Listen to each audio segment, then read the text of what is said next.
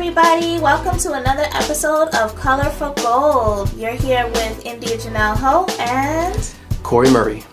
And we have the beautiful, multi-talented Fiona here with us. Thank you for joining us. Yes. Thank you for having me. Welcome. So Fiona, we're just going to ask you a few questions. We would like the viewers to get to know you and hopefully learn from you. So, can you tell us a little bit about your background, what's your age, and where are you from? You've never asked a lady her age. Oh. No, it's all good. I'm proud to be 35. Oh, beautiful. I am a native of Guyana. I came to this country when I was about 10 years old, and very mixed cultural background. Those who like to ask. I'm mixed with Chinese, Indian, and a little bit of French, Dutch, and of course black. So I'm pretty mixed. I am a multimedia artist, meaning that I do different types of art. My main focus is photography. However, I do a lot of installation, sculptures, and I'm getting into painting now actually. But they all, at the root, involve photography. So regardless of a sculpture or an installation, it's going to have some element of photography filtered into it that is going to become the main point of the piece. Nice. So how would you say, since you say that your work now is going to have an implement of photography, how would you do that? Like, what is the process, or does it just depend on what you're doing? You're just always going to add photography, like, in different ways creatively?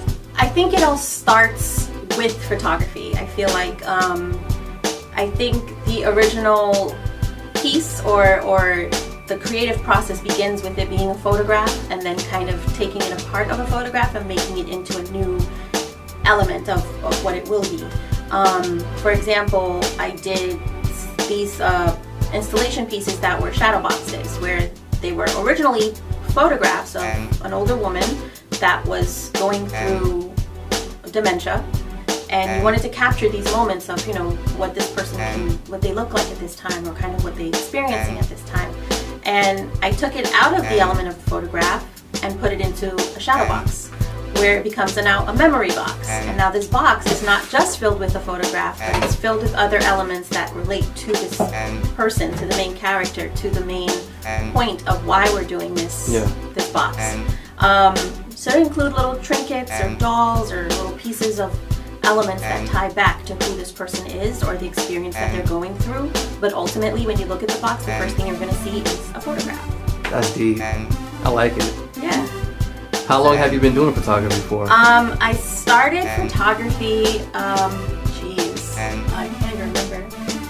You know, it's funny because you ask that question and it's like you think about it and I have to put a number on it. I would say about 6 years. Okay. Right? 6 to 7 years. But then when I go back into the archives of just selfies or photos that I've taken, and it's like, I've really been doing this forever, just not knowing what it was. You know what I mean? Yeah.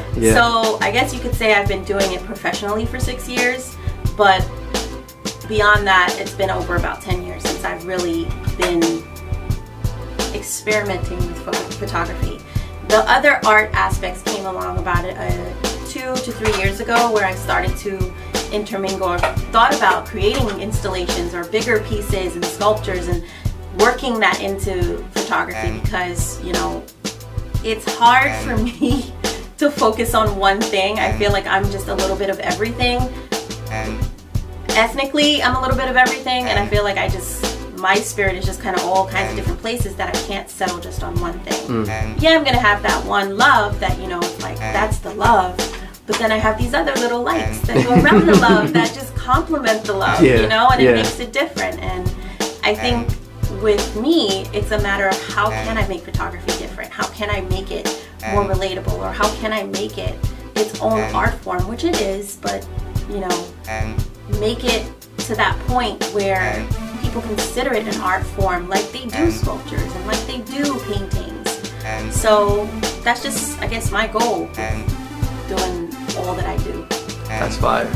I think that's amazing, and I think that you will definitely inspire a lot of people to, feel like they don't have to be in one lane all the time. Because I enjoy different things too, and I always want to dabble in different things. And I'm like, I always have like, am I too something? Yeah. So that's, really amazing that nothing stops you from just doing what you want to do. And you have so many different talents. Yeah, no, I feel like, especially with art, I feel like everybody tries to box you into like one thing. Yeah. And it's like, you're a painter, or you're a sculptor, or you're a photographer, and it's like, nobody ever really is one thing, if you think about it. Like, yeah, you may be largely one thing, but there's other parts of you that's not just one thing. Yeah.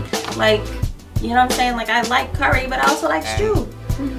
That's like, That's where titles can kind of come into like right. That's like, why do we need to mix be things up. boxed in? Why do I need to box in my creativity? If my creativity goes outside of this box or this room or this studio, then why not?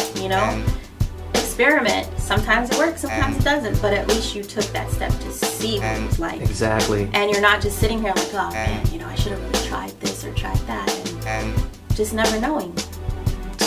That's a nightmare of mine. It is. To have regrets about anything. Me too. And yeah, because it's just like, nah, it's not worth it. You just Regrets never are not know. worth it. You just never know. And it's really hard when people try to tell you, you're good at this, do this, focus on this, right? When it's like, okay, that's fine, that's great and all, but I also like this and I also really want to focus on this and I want to do this. Why not intermix the two? Why can't you do that? Who's creating this rule that we can't do it? Society. Who's creating Social this media. rule? And there's always this idea of I have to label this and I have to label that, and it's like, we're living in a society now where people don't care for labels. I don't want to be labeled anything other than what I feel like being labeled today. Tomorrow may be different, you know what I mean? There's people who are going through grief in life because they're being forced to be labeled something. And it's kind of just like, what's the point of it? What's the point of these boxes and separation and dividing people because we have to be what you think we have to be? If that makes sense. Makes perfect sense. It makes perfect sense. I'm with you. So that's why I say I'm all over the place, because I am all over the place. And for a very long time as an artist, I've struggled with creating things that people will like.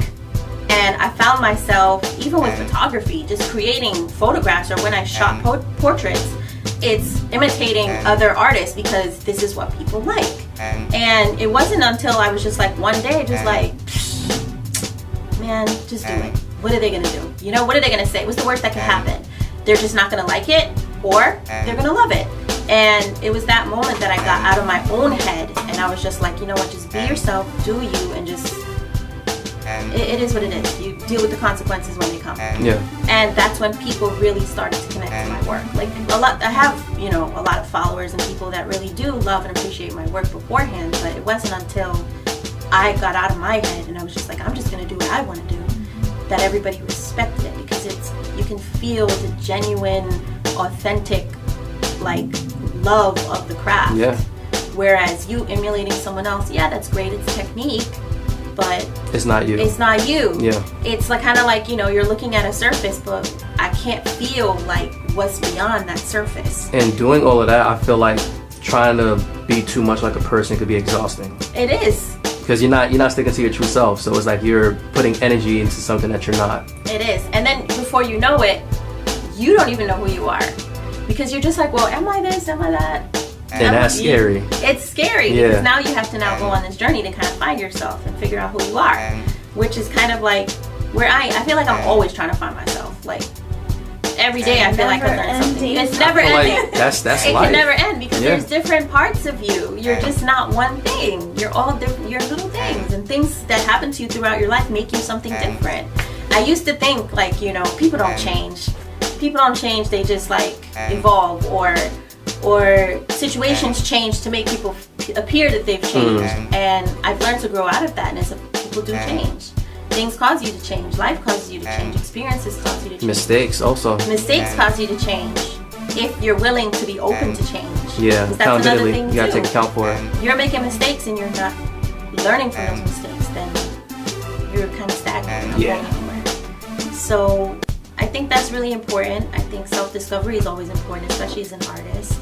And I think just being your true authentic self is extremely important, because people can read that. Even if they're not looking at you per se and they're just looking at your work, they can feel that energy right off the work.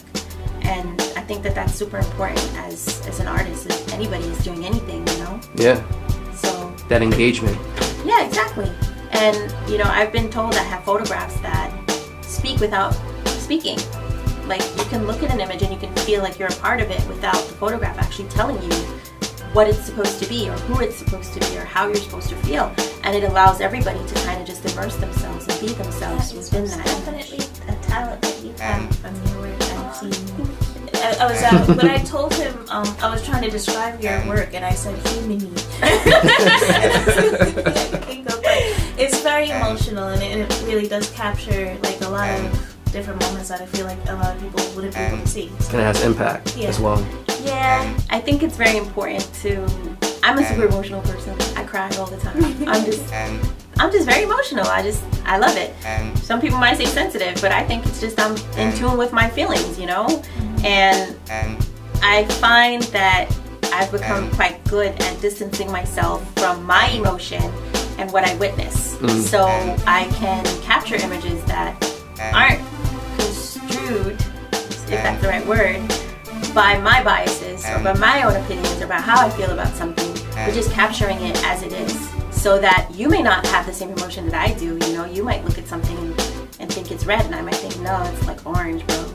It's like, no, it's red, and it's like, it's orange. But it's the same with emotions, you know what I mean? Like, I may be affected by something that you might not seem to be affected by. And I feel like creating images like that, or art pieces for me, that allow people, anybody, to be in any walk of life, any age, any gender, any whatever, to still feel connected to that piece. Like they're still, you know, like it still is a part of them, or they could be a part of it. Yeah. I think that's super important. Very, very important. All right, so I have a question to ask you. Okay. Have there been any events that you like photographed where you felt very overwhelmed to a point where like you had a lot of pressure on you? You was like, there's just a lot going on. Artistically or just period? Period. Period. I mean, I feel like weddings always do that for me. How do you deal with that? I shoot weddings, you know. I mean, how can you deal with that? You just kind of have to, because you have to remember too, as a photographer or a videographer at a wedding, not only did this couple spend a lot of money, most likely, for you to capture this day, this is like an event that, yeah, people get married multiple times, but that particular time, you cannot recreate that. You can't redo that. So I have to like completely put my nervousness or my emotions aside. By the way, I still get nervous every single shoot that I do. I do too. I do. It doesn't matter how many times I've shot a portrait or a model or whoever, a headshot even. I'm always super nervous, and I'm always like, oh my god, I hope they love me. And I feel like events is way more nerve-wracking. Yes, events like are I scary. can't. And it's like, you know, I've been doing this 6 years, and I think that still proves to me that, you know, it's still very important to me, and I'm still passionate about it, that I still get that like fluttery butterflies, like excitement of like, you know, I know they're gonna love it, or, you know, whatever. If not, they wouldn't have hired me. But I think with weddings, it's something that you really just, it's not about you, and you have to remember that, and you have to talk yourself down from that. And yes, it's overwhelming, it's exhausting. Weddings are very long, sometimes they can go hours. But just, you know, trying to keep yourself cool. You have to talk yourself down off the ledge like constantly throughout the day, because there will be people that are super nice at weddings, and then there's people who are not so very nice. Yeah. And then there's people who actually remember your name, and they're like, oh, you know, Fiona or Mrs. Lee or whoever, you know, can you come over here and help me with this? And then there's the people who call you photographer. Come take my picture, and it's like, yeah, you know, like. So do you have techniques that you do during these moments when you're photographing? I talk to myself a lot. I talk to myself a lot in my head. I have a lot of patience, so sometimes it's just a couple deep, like, that part. woosahs. Yeah. Or sure, and then you turn around for a second and you kind of just exhale and you come back. So it's just a lot of, you know, you gotta have patience. Oh yeah, you have to have patience. I 100% agree with you with everything you just said, because I'm like, okay, yeah, I talk to myself in my head as well too when it's overwhelming moments. So I just want to hear from another photographer. Yeah, no, I do it all the time. Okay. and another thing that kind of like, it gets me, it's always, I feel like so many people think photography is easy. It's like, oh, you have a nice camera. How much did you pay for that? And it's like, it goes so far beyond just a camera. And it's photography. Yes, technically, it's something that is easy to do. Anybody can pick up a camera and start taking pictures. But when you try to make it an art form, I think there's so much more entailed that it's not easy. And it could be very stressful, especially when you do digital work and you have to sit down and edit. Even if you're doing film work and you have to go develop film in a darkroom, it's exhausting. It's exhausting, and I don't think too many people understand what really goes into being a photographer. So it's kind of like a PSA: be kind to your photographers, because we go through a lot. Videographers too. I can only imagine. Oh man, whew. I can only imagine. Man, it's tough. It's tough, but the thrill and just the technical terms and just the fundamentals of the camera and just being able to manipulate whatever setting that you're in to capture a great moment. I just feel like all of that, it pays off. It's worth it in the end. Yeah, it does. It does. And then when you see a client, or even if it's not, say, something you've done for a client, but just artwork that you're doing for yourself, and you see how people react to it, you know, it's kind of just like, yeah, I get that. Yeah, that's a brag. No, it feels good though. It feels good. And it's like, you know, then they become the, oh, how'd you do that? Or how did you get this here? Or how'd you get that there? And it's just like patience. Patience. I say a lot of experimenting because it's true. There's a lot of trial and error. I do things sometimes just to do it. Like, you know, people are always like, okay, what are we gonna do? And it's like, oh, we'll do a little bit of this, we'll do a little bit of that. And we'll kind of pick from there, see what works. Because you can go in with a plan and then you'll end up leaving like not at all even traveling down the road with that plan, because you just never know. That's facts. Okay, Fiona, can you tell everybody where we can find you, find your work? So if you're very patient, you can find me on Instagram. I'm trying to get better at posting. You know, I create a lot of stuff and don't really post, but all of my social media is FionaLee.art. My website is also FionaLee.art. It does sound strange, but I promise you, it'll take you to the site. www.FionaLee.art. And that's about it. All of my other contact information, if you want to reach out, is on there as well. Yes, you can DM me, you can email me, however's comfortable for you. So silly. Okay. Alright, thank you so much, Fiona. Thanks for being here. Thank you guys for having me. This was so fun. Hey. We've been Color for Gold. Yeah, take it easy. Be out. You know what I mean? Be out here.